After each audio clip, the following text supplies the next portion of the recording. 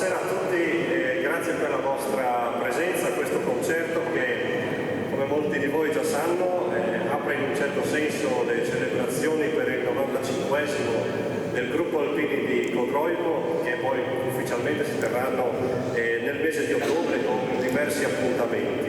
E questo importante anniversario degli Alpini di Codroico, che naturalmente salutiamo e ringraziamo per l'organizzazione, va poi a coincidere anche col 40esimo del nostro coro, per cui è per noi doppiamente un onore, un piacere essere qui in questa bella serata estiva che nel canto ci vedrà protagonisti assieme al coro Edelweiss della sezione di Bassano del Grappa, che ringraziamo per aver accolto il nostro invito.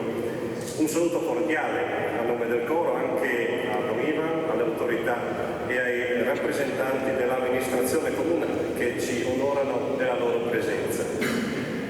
Per quanto ci riguarda, dicevo, come coro abbiamo il grande piacere di festeggiare quest'anno i 40 anni della fondazione, un traguardo importante che è soprattutto frutto della collaborazione di tanti coristi che negli anni si sono succeduti e che nel loro piccolo, ciascuno a suo modo e con le proprie capacità, hanno cercato di portare avanti nel canto e nella gratuità la missione di diffondere, tramandare e custodire i valori propri degli alpini. E nonostante la gioia e la grande soddisfazione di poter celebrare questo anniversario, non possiamo però nascondervi una vena di tristezza che ci tocca direttamente. Qualche giorno fa infatti abbiamo salutato il nostro corista e amico Luciano, una di quelle colonne portanti del nostro gruppo, con la sua simpatia, il suo ottimismo, una di quelle persone, una di quelle rarissime persone di cui si può solo avere ricordi belli, perché era amico di tutti. È una di quelle persone che raramente si arrabbiava, mai si agitava, perché diceva, secondo lui essere arrabbiati e agitati era una perdita di tempo in una vita che poteva e doveva essere vissuta nella serenità, nella gioia. Riflettendo così, con mente lucida, forse si può dire che con Luciano non era così distante da quelle figure di filosofi come Socrate, quelli che non lasciavano nulla di scritto. Luciano era una persona di poche parole, ma la cui vita era autentica espressione diretta e pratica del loro pensiero. E quindi come coro non possiamo che dedicare questa rassegna al nostro Luciano e insieme a lui a tutti i coristi che sono andati avanti, con un pensiero particolare anche a Mario, di cui sempre questa settimana ricorreva il decennale dalla morte. Tributerei a tutti questi coristi, se siete d'accordo, un grande applauso.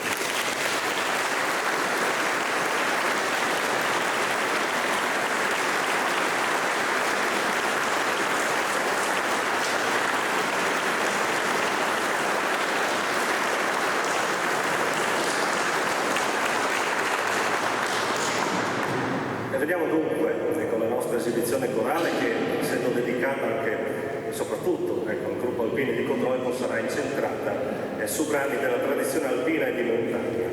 Come nostra consuetudine però, in onore del luogo in cui ci troviamo a cantare, vi proponiamo come canto introduttivo una preghiera alla Madonna, una preghiera che si fonda sull'armonico eco delle voci e che prende forma nella suggestione di una calma serata estiva, quando il tempo si ferma mentre il sole colora i prati, poco prima che cali la notte, lungo sogno di Dio.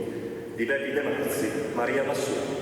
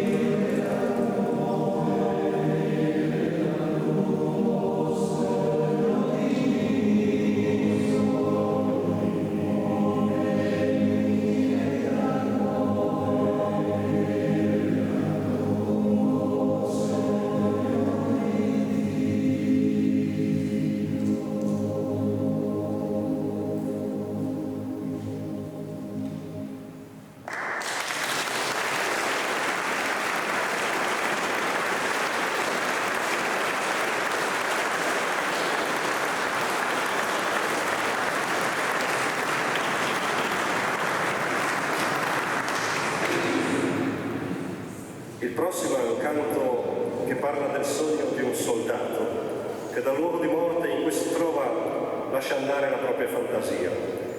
Ispirato dal volo di una rondine, si immagina per un attimo di poter incontrare di nuovo la sua amata, ma la realtà lo richiama presto al suo dovere, che è quello di difendere la patria a costo della vita, nell'armonizzazione di Luigi Pigarelli, Gran Dio del Cielo.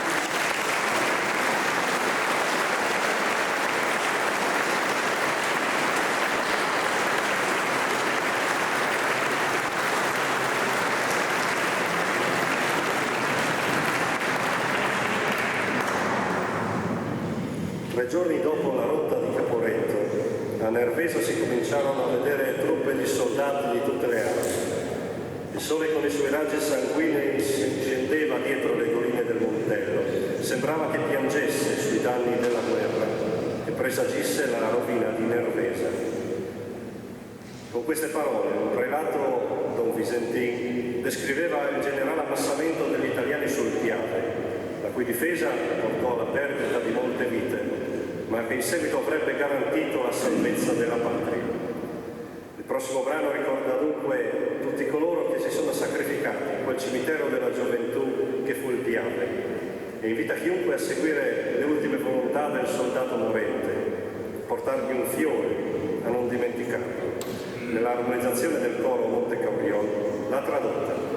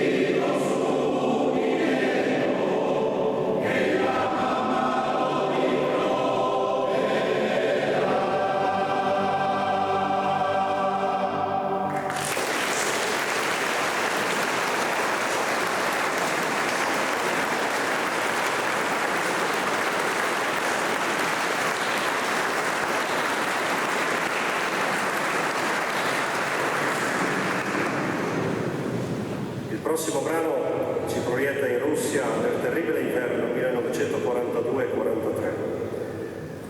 nella pianura sconfinata lungo il corso del fiume Don. Solo un suono si percepiva, il sibilare del vento.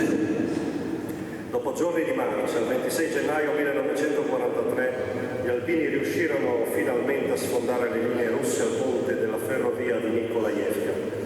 Era la strada verso la libertà, verso un ritorno che però sarebbe stato osteggiato dal gelo, dalla mancanza di mezzi e naturalmente dal nemico. Un'enorme massa di soldati in ritirata che percorrono centinaia e centinaia di chilometri in una tormenta che sfiorava i 40 gradi sotto zero. Angeli bianchi che ad ogni passo coprono una fossa. Finalmente un altro suono si ode, un suono dolce e malinconico allo stesso tempo, i rintocchi di una campana che pian piano accompagna i reduci verso casa e culla i morti verso la pace. Di Carlo Gemignani e Beppi De Marzi, L'ultima notte.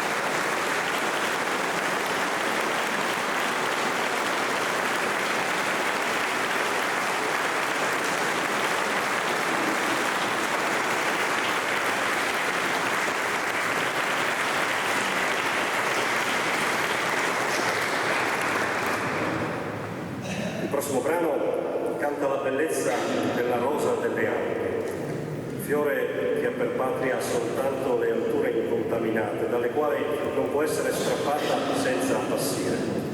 Nel suo delicato colore rosso aurora che tinge i prati di tante cime alpine si rispecchia l'amore di quanti desiderano preservare la magnificenza e l'incanto delle nostre montagne, nell'elaborazione di Franco Sartori, La rosa delle Alpi.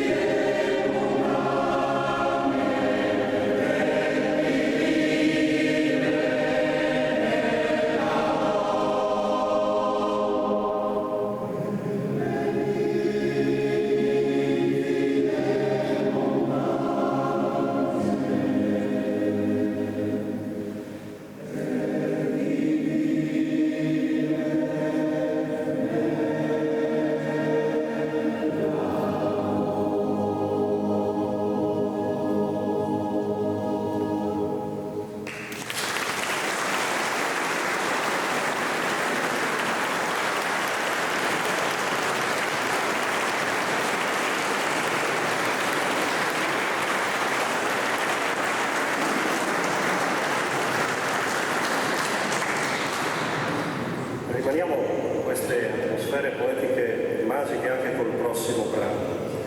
La nostra vita è costellata di giorni in cui creiamo le nostre fiabe, episodi straordinari, amori impossibili, storie improbabili, attimi intensi.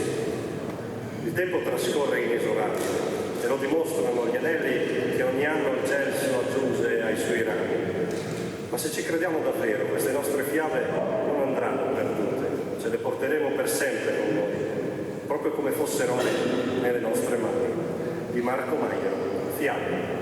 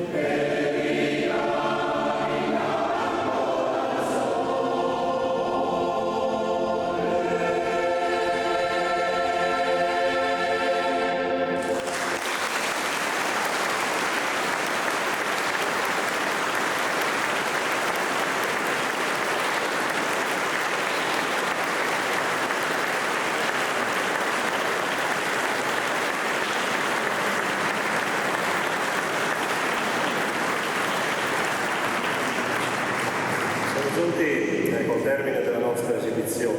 Abbiamo cantato finora l'alpinità nelle forme del ricordo, del dramma della guerra, come monito per tutti, e della poesia delle montagne e della natura di cui siamo chiamati a essere custodi. Ma l'alpinità è anche e soprattutto gioia di stare insieme, condivisione di emozioni, di ricordi e amicizia vera. Per cui come ultimo brano, penso in accordo con la filosofia dei nostri coristi come Luciano, come Mario, grandi amanti della compagnia, ci salutiamo con un brano dal tono più allegro e gioviale, Vecchio Scarpone, al termine del quale ci sfideremo e lasceremo dunque il posto al coro Edelweiss. Agli alpini del gruppo di Codroico gli auguri per il 95esimo, a voi tutti, a nome del coro un ringraziamento per gli applausi e per l'attenzione e un buon proseguimento di serata. Grazie.